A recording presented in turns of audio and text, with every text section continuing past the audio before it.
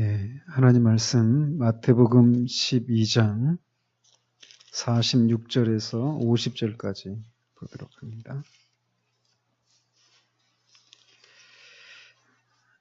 12장 46절에서 50절까지 한 절씩 교독하고 마지막 절은 같이 읽습니다. 예수께서 무리에게 말씀하실 때에 그의 어머니와 동생들이 예수께 말하려고 밖에 섰더니 예수께 여짜오되 보소서 당신의 어머니와 동생들이 당신께 말하려고 밖에 서 있나이다 하니 말하던 사람에게 대답하여 이르시되 누가 내 어머니이며 내 동생들이냐 하시고 손을 내밀어 제자들을 가리켜 이르시되 나의 어머니와 나의 동생들을 보라. 같이 누구든지 하늘에 계신 내 아버지의 뜻대로 하는 자가 내 형제요 자매요 어머니이니라 하시더라.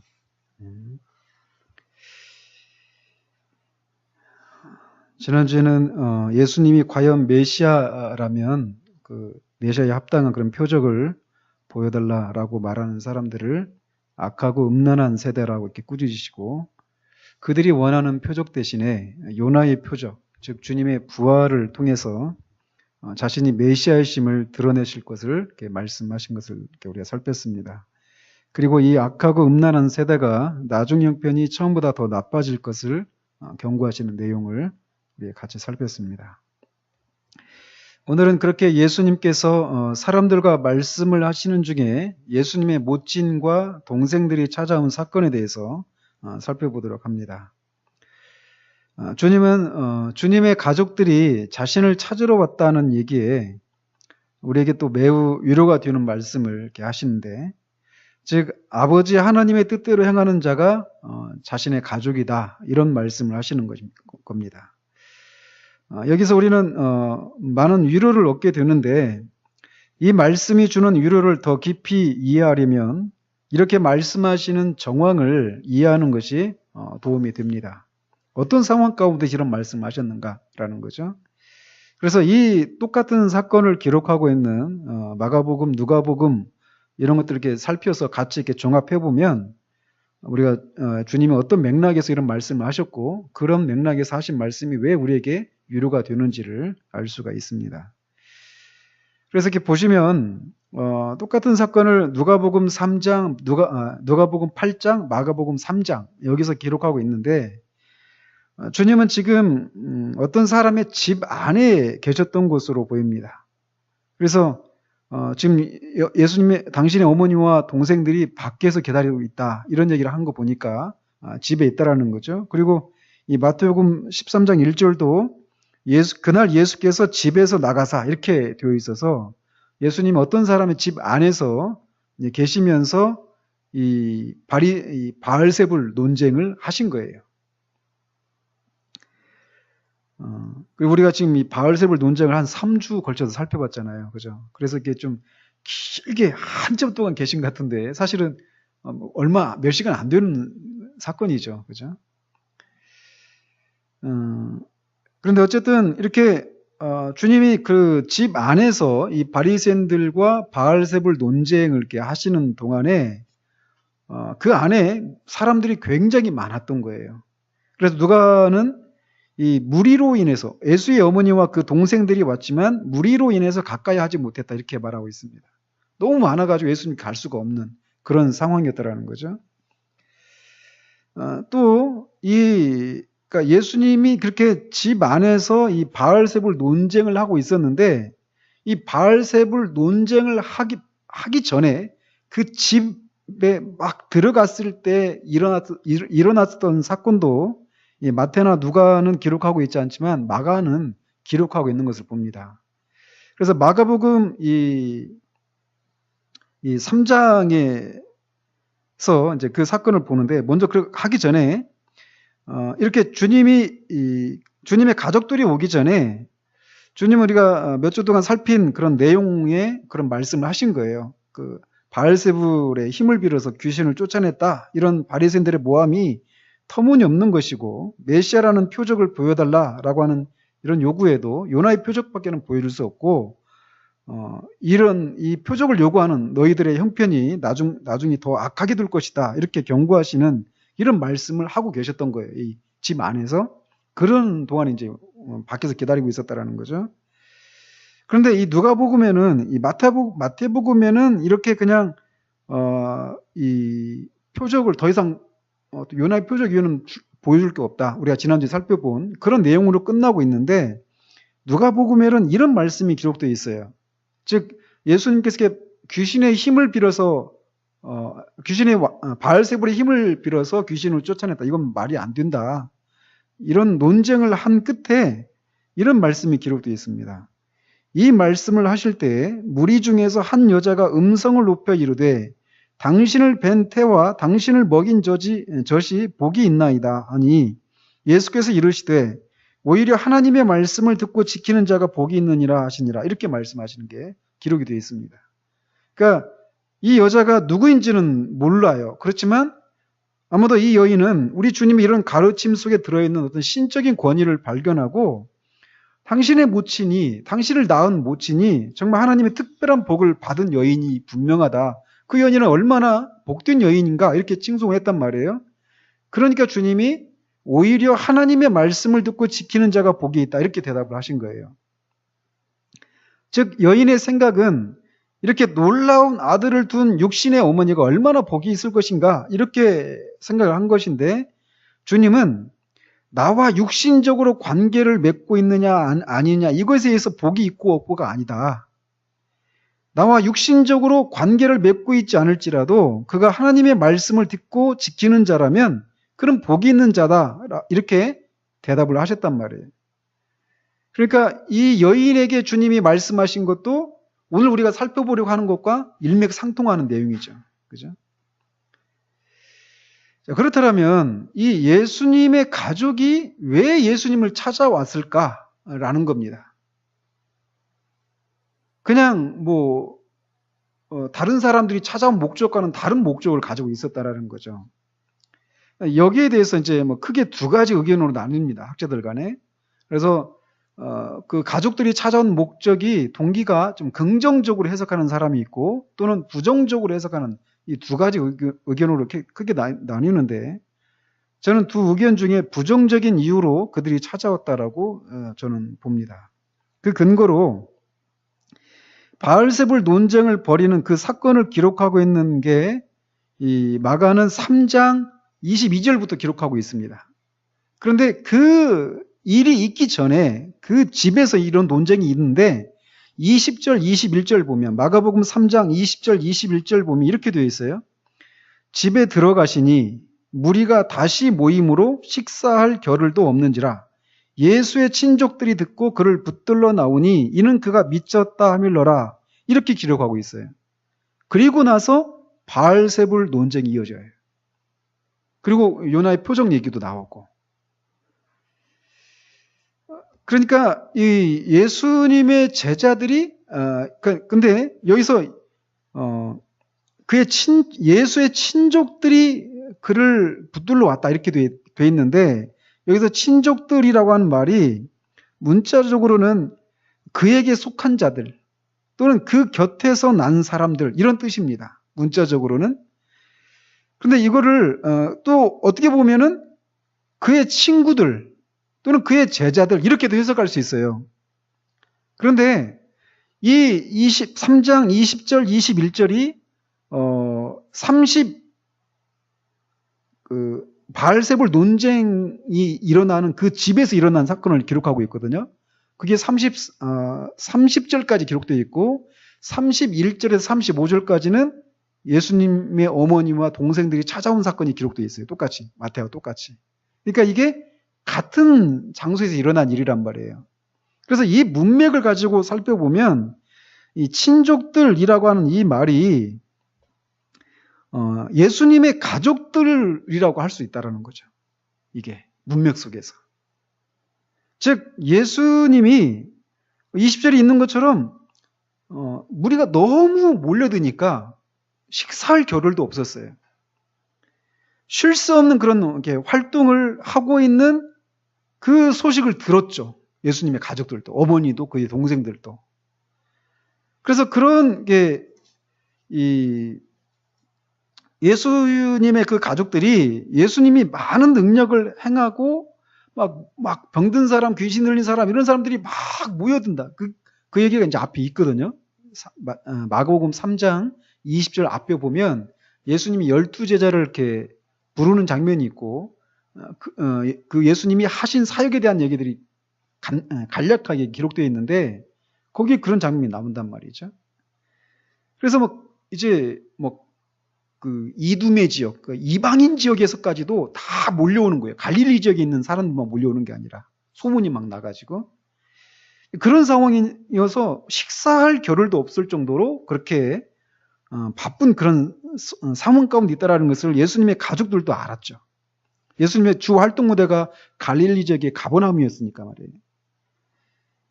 그래서 그런 소식을 이렇게 들었을 때 이 예수님의 가족들이 더 이상 참지 못하고 예수님을 붙들러 왔다라는 겁니다. 그래서 아마도 이것은 예수님을 이렇게 붙들어서 다시 나사렛에 억지로 데려가고자 했다는 그런 사실을 보여주는 것일 수 있다는 거예요. 즉 그들은 예수님에게서 어떤 육적이고 영적인 양식을 얻기 위해서 몰려드는 사람들로부터 예수님을 빼앗으려고 하는 그런 일을 하려고 하는 겁니다, 지금. 특히 여기서 붙들러 나왔다 할 때 이 말이 사람을 체포한다 이런 의미입니다. 그러니까 붙들러 나왔다 이게 그냥 점잖게 얘기해가지고 데려가려고 왔다 이런 얘기가 아니라 체포하려고 하는 것처럼 이렇게 왔다라는 거예요. 그러니까 예수님과 예수님의 가족 사이에 어떤 긴장 관계가 있다라고 하는 것을 알 수 있죠. 아마도 예수님의 가족들이 예수님께 그런 태도를 보인 것은 예수님이 과로로 인해서 정신적으로 타격을 받았을 것이다 라고 염려했기 때문이에요. 그래서 여기서 그런 소문이 들었다 그러잖아요. 예수의 친족들이 듣고 그를 붙들러 나오니 이는 그가 미쳤다 하밀러라 이렇게 되어 있어요. 그러니까 예수님이 미쳤대 이런 소문을 들은 거죠. 가족들이. 그래가지고 그를 너무 과로해서 그러니까 그 사람들로부터 막 빼앗아서 좀 쉬게 해주려고 체포하듯이 그렇게 왔다라는 겁니다. 마가의 기록에 의하면. 우리는 여기서 예수님이 하나님의 뜻을 행하려고 하는 것 때문에 예수님의 가족들 안에서도 어떤 일말의 긴장이 있었다라고 하는 것을 우리는 볼 수 있습니다. 심지어 그분의 사랑하는 어머니 마리아조차도 마리아는 다른 동생들하고는 다르잖아요. 직접 예수님을 낳기 전에 천사로부터 이 수태고지를 받았고 이 아들이 자기 백성들의 죄로부터 구원할 자다라고 하는 이런 사실들을 알았잖아요. 그렇죠?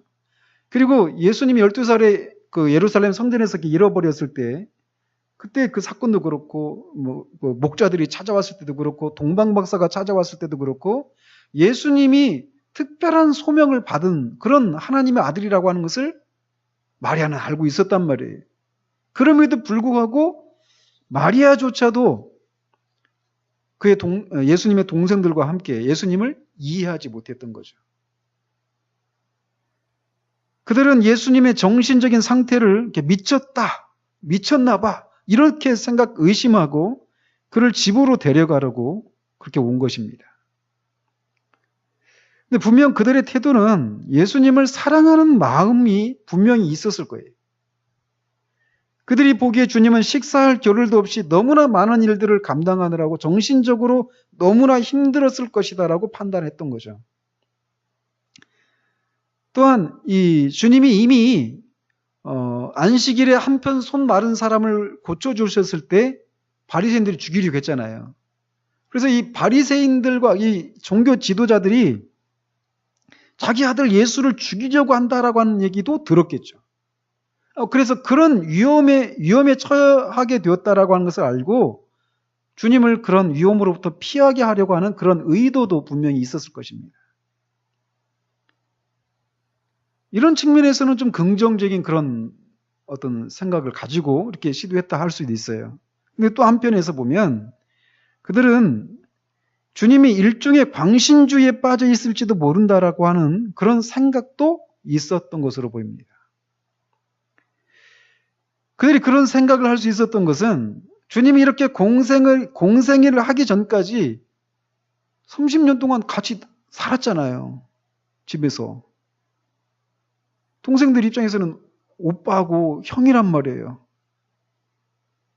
그런데 갑자기 이제 사람들 앞에 나타나서 병을 고치고 막 귀신도 쫓아내고 하나님 나라의 그런 율법을 선포하시고 도무지 한 번도 못 봤던 그런 모습이죠. 더더군다나 그 가르침들이 바리새인들과 그들의 종교 지도자들인 바리새인들과 서기관들의 그 가르침들과 충돌을 일으켜서 그들로부터 이제 막 죽임을 당하려고 하는 그런 반대를 불러일으키는 그런 가르침들을 하고 있었을 때 이 동생들의 입장에서는 그것이 쉽게 그냥 납득이 되지 않는 그런 상황이었단 말이에요. 그래서 요한복음 7장에 보면 그 예수님의 형제들이 예수님을 믿지 못하고 예수님을 비웃은 그런 장면도 나옵니다. 그래서 초막절에 예수님이 이제 예루살렘으로 올라갈까 말까 이런 상황이 있을 때 동생들이 먼저 얘기하잖아요. 어떻게 얘기하느냐면 그 형제들이 예수께 이르되 당신이 행하는 일을 제자들도 보게 여기를 떠나 유대로 가소서 스스로 나타나기를 구하면서 묻혀서 일하는 사람이 없나니 이 일을 행하려 하거든 자신을 세상에 나타내소서 이렇게 얘기합니다. 그러니까 당신이 하려고 하는 일들을 많은 사람이 볼 수 있도록 그 종교의 중심지인 유대로 가라. 갈릴리 촌동네 있지 말고 예루살렘으로 가라. 이렇게 하는 거예요. 근데 그렇게 말하는 이유가 뭐냐? 요한이 5절에서 이렇게 말을 하고 있어요. 이는 그 형제들까지도 예수를 믿지 아니함이로라.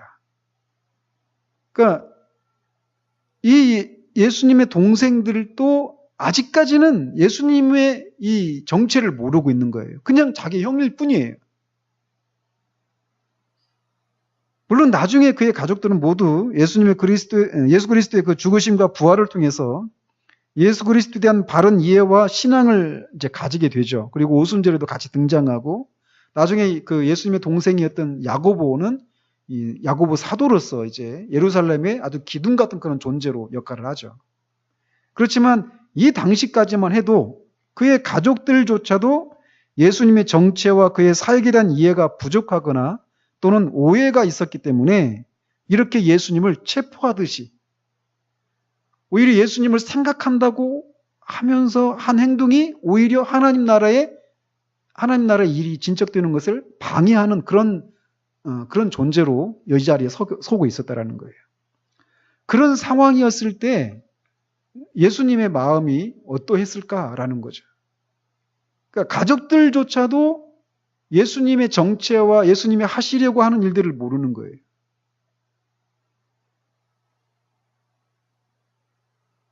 그래서 이 가족들의 친절이 때로는 하나님의 일에 방해가 될 수 있다라고 하는 것을 보여주고 있는 그런 대목이죠. 근데 우리도 종종 우리의 가장 가까운 가족이나 친구들로부터 오해를 받거나 조롱을 받는 경우도 있지 않습니까? 그럴 때는 모르는 사람들한테서 그런 취급을 받을 때보다 몇 배는 마음이 아픕니다. 그런데 우리 주님도 그것이 무엇인지를 아신다라는 거예요. 그 주님이 그렇게 우리와 같은 시험을 받으신 것은 우리를 체휼하시는 제사장이 되시기 위함이라고 하는 것을 우리가 기억하고 그런 아픔을 겪을 때 주님께 가지고 나가서 그것을 아뢰라는 거죠. 주님은 우리를 체휼하시는 분이셔요. 자, 어쨌든 이런 배경 속에서 이 사건이 이런 말씀을 하시는 거예요. 예수님이 이렇게 무리들에게 계속해서 말씀하고 있는 사이에 어머니 마리아와 그의 형제들이 예수님을 만나러 왔다는 얘기를 이제 전해드렸어요. 너무 사람이 많아서 직접 보지를 못하고 이제 한 사람이 그 말을 이제 예수님께 전해줬는데 예수님이 그 사람에게 누가 내 어머니이며 내 동생들이냐 이렇게 물으시고 곧장 대답을 하십니다. 만약 주님이 누가 내 어머니이며 내 동생들이냐 이렇게 묻고 그 사람으로 하여금 대답하도록 요구했다면 그 사람 아마 당황해가지고 쩔쩔맸을 것입니다. 아니, 당신이 어머니 저기 있잖아요. 동생도 저기 있잖아요. 근데 누가 내 어머니고 동생들이냐뇨. 아마 굉장히 의아해하고 당황했을 거란 말이죠. 근데 주님은 곧장 그렇게 질문을 하시고 손을 내밀어서 제자들을 가리키시면서 나의 어머니와 나의 동생들을 보라. 누구든지 하늘에 계신 내 아버지의 뜻대로 하는 자가 내 형제요 자매요 어머니이니라. 이렇게 말씀을 하십니다. 좀 전에도 말씀드린 것처럼 예수님이 이 말씀을 하시기 전에 예수님을 낳은 모친이 복되다라고 했던 여인에게 오히려 하나님의 말씀을 듣고 지키는 자가 복이 있느니라 이렇게 말씀하셨는데 말씀드린 것처럼 이것이 같은 맥락의 말씀이라는 거예요. 즉 주님은 누가 내 어머니고 내 동생들이냐 이 얘기는 결국 그러니까 내 육신의 어머니고 내 육신의 동생들이냐 이런 의미가 아니죠. 그죠? 즉 누가 나의 영적인 가족이냐 이런 질문을 하는 거예요. 누가 하나님의 가족이냐, 하나님의 집의 사람들이냐 이렇게 질문을 하시고 그 질문에 대해서 누구든지 하늘에 계신 내 아버지의 뜻대로 하는 자가 내 가족이다 이렇게 대답을 하시는 거예요. 주님이 이렇게 49절 50절 이런 말씀을 이렇게 하셨다고 해서 즉 아버지의 뜻대로 행하는 자가 내 가족이다 이런 말씀을 하셨다고 해서 이 땅에서의 어떤 육신적인 가족을 주님이 인정하지 않으신 것은 아니에요. 주님은 십자가에서 죽어가시면서도 그의 제자 요한에게 자신의 어머니 마리아를 부탁하잖아요. 그렇죠? 주님이 여기서 지금 하시고자 하시는 말씀은 육신의 가족보다 영적인 가족이 더 중요하다. 이런 맥락에서 말씀을 하시는 것입니다. 주님은 자신의 가족이 되는 것은 육체적인 조건에 의해서 되는 것이 아니다. 그것은 영적으로 되는 것이다 라고 말씀을 하시는 거예요. 또 주님의 가족이 되는 또 다른 조건은 주님의 가족이 되고 싶어요. 아니면 또 주님의 가족이 되는 어떤 조건에 대해서 나는 동의합니다. 어떤 그런 의견에 동의하는 것으로 되는 것이 아니라 행동에 의해서 증명이 된다라고 말씀하시고 계시다라는 겁니다. 주님은 하늘에 계신 내 아버지의 뜻대로 하는 자가 자신의 가족이 될 수 있다라고 하셔요. 그러니까 아무리 어떤 사람이 정통 교리를 이렇게 고백하더라도 그의 삶이 하나님의 뜻대로 행하는 것이 아니라면 그는 그리스도에게 속하지 않을 수 있다는 겁니다. 즉 순종은 주님과 이 가족관계를 맺어주는 밧줄과 같은 그런 거라는 거죠. 아버지의 뜻에 순종하는 자들은 한 아버지 하나님을 모시고 그 가족의 장자가 그리스도죠. 그렇죠? 그리고 그 그리스도가 우리의 맏오빠가 되시고 맏형이 되시는 거예요. 근데 그렇게 그리스도의 가족이 되었다라고 하는 가족이 된 사람의 특징은 하늘에 계신 아버지의 이 뜻에 순종하는 사람이다라고 주님이 말씀하시는 것이죠. 주님은 아버지의 뜻대로 행하는 자가 주님의 가족이고 그들은 복되다라고 하시는데 그리스도와 가족이 된 자들이 무엇을 누리기에 그것이 복되다라고 할까라는 거죠. 먼저는 그리스도의 형제된 자들은 그리스도의 가족된 자들은 먼저 그리스도에게 기쁨이 된다라고 하는 것에서 된다라고 하는 측면에서 보게 됩니다. 아담이 자신의 갈비뼈를 취해서 나온 이 하와를 발견하고 이는 내 뼈 중에 뼈, 내 살 중에 살이라 라고 하면서 기뻐했잖아요. 그런 것처럼 이 마지막 아담이신 그리스도도 그의 형제된 자들을 이렇게 기뻐하신다라는 겁니다. 이는 내 뼈 중에 뼈, 내 살 중에 살이다. 라고.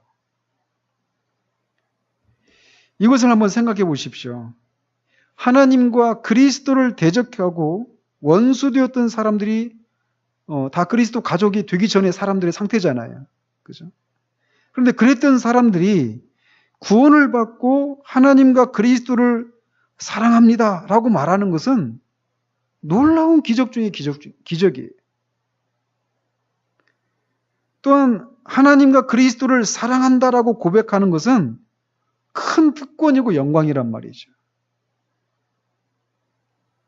이렇게 우리가 주님을 사랑하는 것은 놀라운 영광, 그 주님이 우리를 기뻐하신다라는 겁니다. 스바냐는 아까 우리가 부른 찬양처럼, 찬양에서 말하고 있는 것처럼 여호와 하나님이 너로 말미암아 기쁨을 이기지 못하시며 너를 잠잠히 사랑하시며 너로 말미암아 즐거이 부리며 기뻐하시리라, 이렇게 말하고 있어요.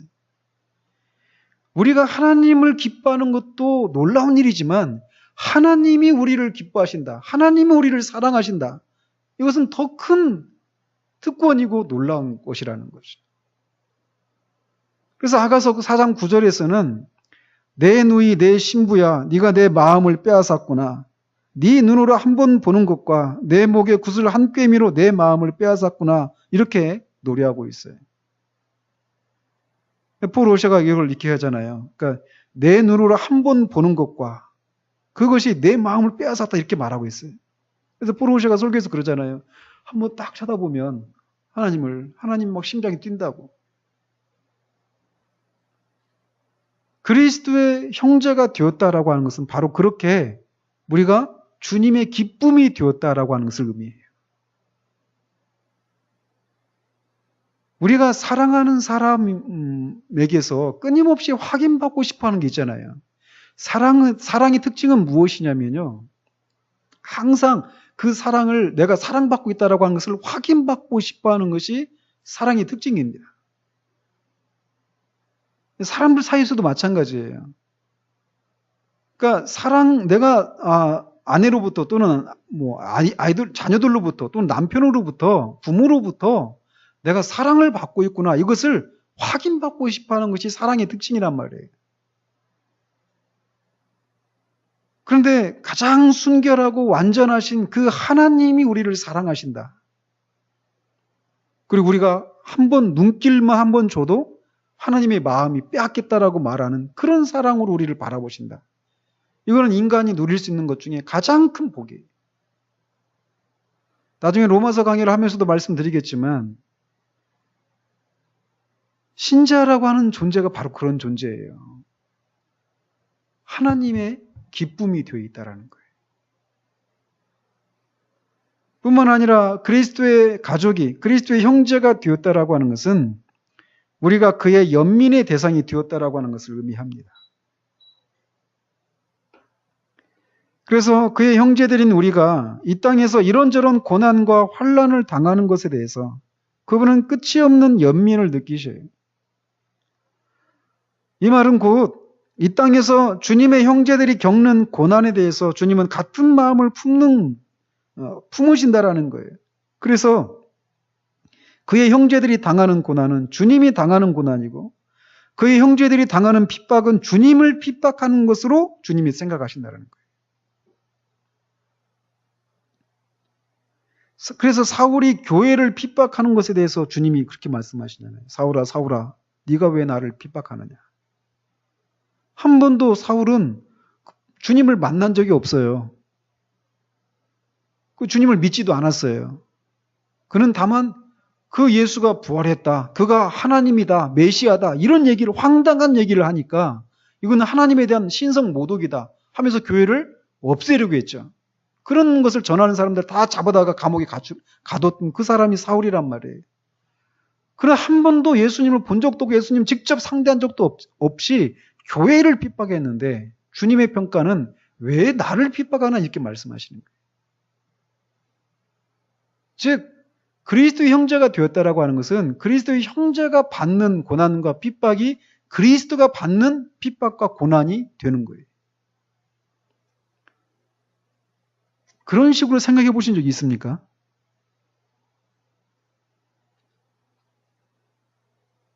우리가 그리스도의 그 가족이 형제가 되었다라고 하는 것은 그렇게 그리스도 우리가 하나가 되었다라고 하는 것을 의미하는 거예요. 그 사실은 우리로 하여금 이 땅에서 우리가 그리스도의 그 가족이 되었음에도 불구하고 하나님의 자녀가 되었음에도 불구하고 그것을 알아보지 못하고 우리를 멸시하고 조롱하고 때로는 핍박하는 이 사람이 우리를 향해서만 하는 것이 아니라 그리스도를 그렇게 대하고 있다라고 하는 것을 말해주는 거란 말이에요. 그것은 우리로 하여금 우리가 핍박을 받으면서도 그 사람을 불쌍히 여길 수 있는 그런 높은 위치에 우리가 있게 되었다라고 하는 것을 의미합니다.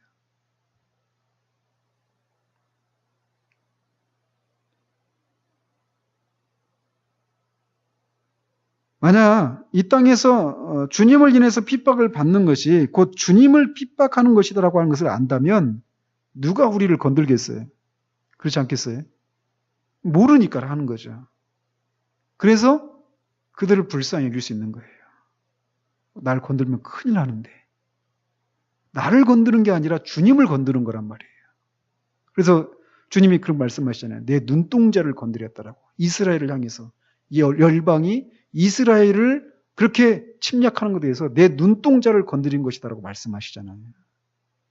그게 바로 우리들이에요. 그리스도의 가족이 되었다라고 하는 것이.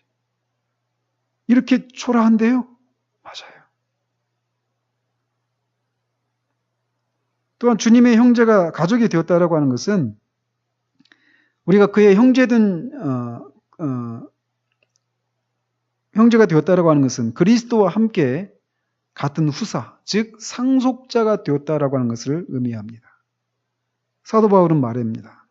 자녀이면 또한 상속자, 곧 하나님의 상속자요 그리스도와 함께한 상속자니.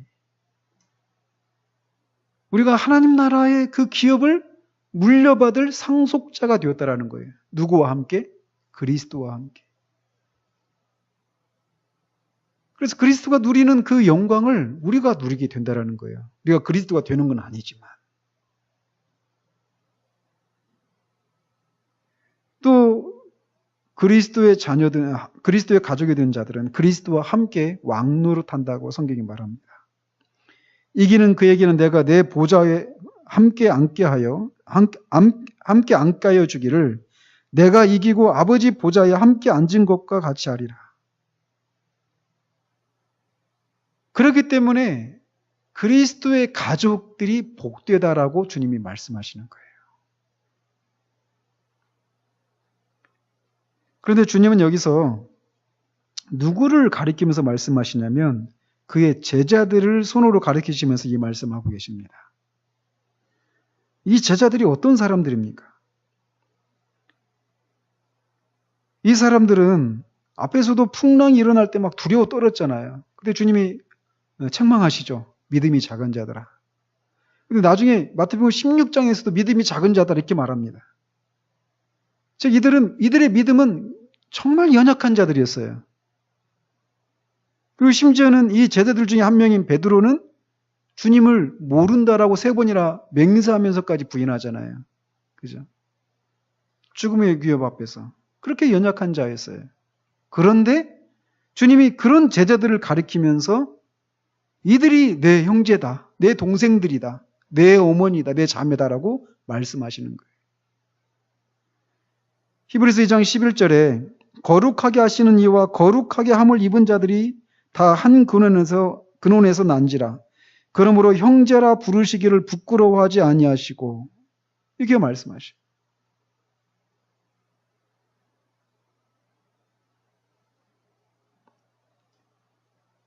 아버지의 뜻대로 행하는 자들도 이 제자들처럼 믿음이 연약한 모습을 드러낼 때도 있단 말이에요. 넘어질 때도 있단 말이에요. 그럼에도 불구하고 주님은 그들을 형제라고 부르는 것을 부끄러워하지 않으신다라는 겁니다. 또한 주님은 여기서 누구든지라고 하는 말을 강조하고 계셔요. 누구든지 아버지의 뜻대로 행하는 자가 내 가족이다 이렇게 말씀하셔요. 여기서 누구든지에 해당되는 것은 아버지의 뜻대로 행하는 사람이라면 그가 누구든지 내 가족이다라는 거예요.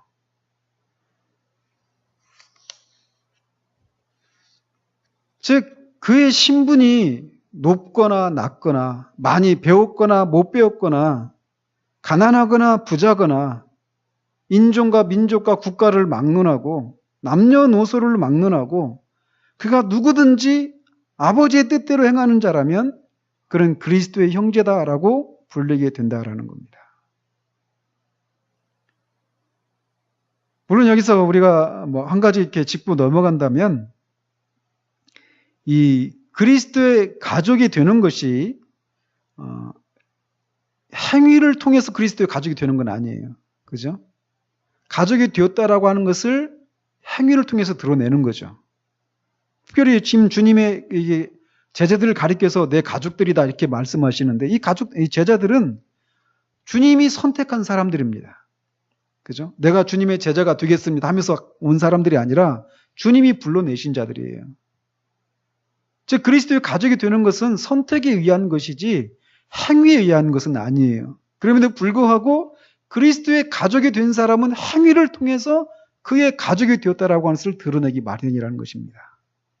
그러나 그 행위라고 하는 것이 지금 이 제자들처럼 정말 연약한 믿음을 가지고 때로는 넘어지는 그런 모습이 있다 하더라도 그가 그리스도의 가족이라면 그는 여전히 아버지의 뜻대로 행한 가운데 있다라면 그는 그리스도의 가족이라는 거예요. 언제까지? 언제나요, 항상.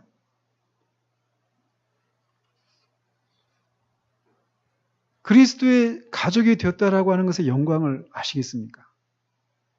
우리가 할 일은 무엇이냐면 우리가 그리스도의 가족이 되었다라고 하는 이 사실을 알고 이것을 힘껏 누리는 거예요. 주님이 이 제자들을 이렇게 하나님의 가족이다, 내 가족들이다, 내 형제들이다 이렇게 말한 이 제자들을 이 세상에 두고 떠나셨잖아요. 그죠? 그리고 이 세상에서 성령의 권능을 그들에게 허락해 주시고 이 땅에서 정말 자신들이 그런 존재다라고 하는 것을 그들의 삶을 통해서 증거하며 살다가 정말 주님께로 간 것이죠. 우리에게도 남겨진 삶이라고 하는 것이 바로 그런 것이라는 거예요. 진짜 우리가 그리스도의 가족이 되었다라고 하는.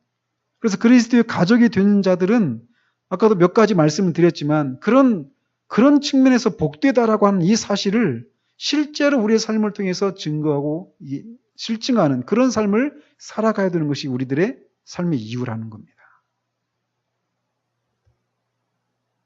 그리스도께서 여러분을 바라보실 때마다 그렇게 기뻐하신다라고 하는 것을 아십니까?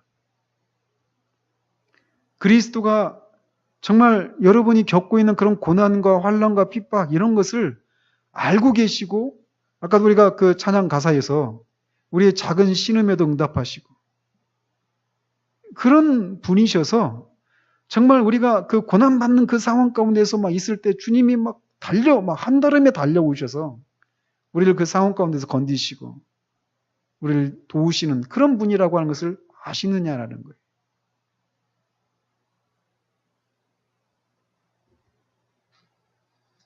저는 지난 오전에도 말씀을 드렸지만 우리는 이렇게 살아야 될 사람들이에요. 우리가 그리스도의 가족이 되었다라고 하는 것의 그 영광스러움을 알고 그것이 정말 복되구나 라고 하는 것을 알고 살아야 되는데 우리가 그렇지 못한 것 같은 상황 가운데 있을 때가 있잖아요. 그죠? 또는 나는 한 번도 그게 뭔지 모르겠다라고 하는 그런 상황 가운데 있을 수도 있어요. 그죠?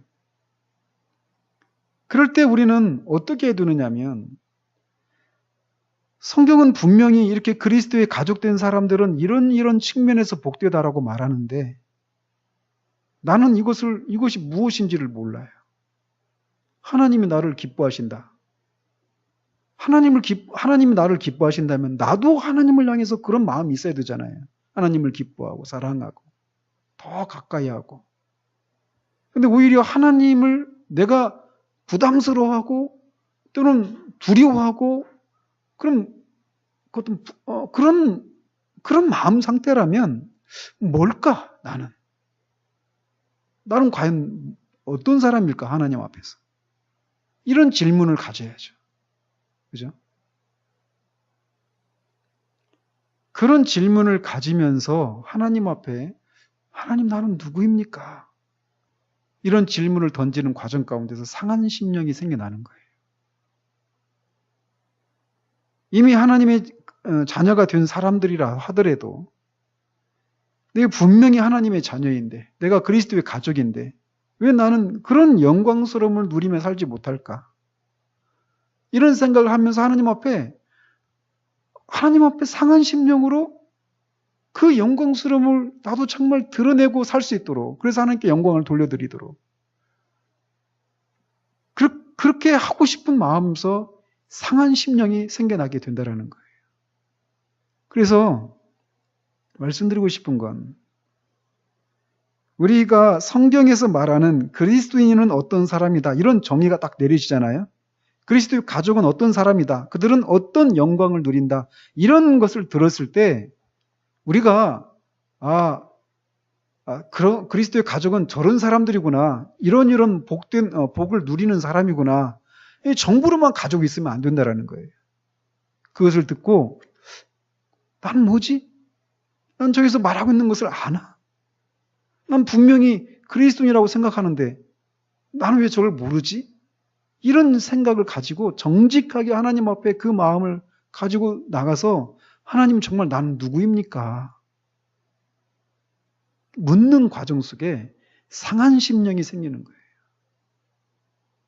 그러면서 그동안 계속해서 이렇게 막 나를 방어하려고 했던 이런 것들이 뚝이 무너지듯이 무너지는 거예요.